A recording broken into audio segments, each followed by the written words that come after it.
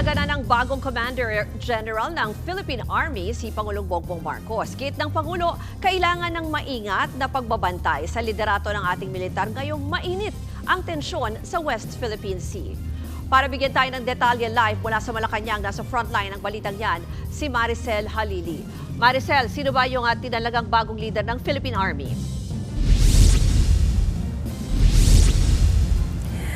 Yes, Ruth, itinalaga nga si Lieutenant General Antonio Navarrete bilang bagong Commander General ng Philippine Army. Kapalit siya ni retired General Roy Galido. Ito yung inanunsyo kanina sa ginawang change of command at retirement ceremony sa Fort Bonifacio. At tulad nga ng nasabi mo, binigyang diin ni Pangulong Bongbong Marcos na importanteng maging maingat sa pagbabantay, lalo na ngayong mataas ang geopolitical tension at ang global uncertainties. Sabi ni Pangulong Marcos, naniniwala siya sa ilalim ng liderato ni Navarrete na mananatiling matatag ang army at mananatiling profesional at may integridad.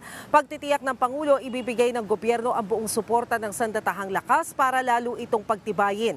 Nagpasalamat naman si PBBM sa kontribusyon ni Galido, lalo't ipinursigi umano niya ang pagkakaroon ng kapayapaan sa pamamagitan ng civil-military operations na nauwi sa pagsuko ng ilang armed fighters. Malaki rin umano ang naitulong ng reserved force sa tuwing nakakaranas ang bansa ng kalamidad. Ruth, sa talumpati nga kanina ni retired General Galido, binigyang pagkilala rin niya yung nasa 69 na sundalo na killed in action sa ilalim ng kanyang pamumuno. Ruth?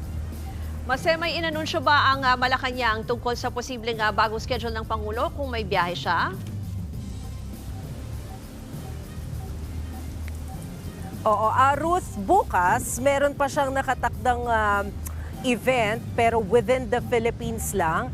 Next week, inaasahan natin na pupuntang muli sa ibang bansa si Pangulong Bongbong Marcos para sa panibagong state visit. 5 araw siyang mananatili pero siguro yung mga detalye ipagbibigay alam na lang natin bukas dahil nakatakda rin yung isang pre-departure briefing na pangungunahan ng Department of Foreign Affairs. So mas marami tayong detalye na makukuha dyan bukas. Ruth? Yan po ang Express Report ni Maricel Halili. Mga kapatid, Ruth Cabalco, para sa mabilis na pasada ng mga balitang dapat niyong malaman, mag-follow at mag-subscribe sa social media pages ng News 5.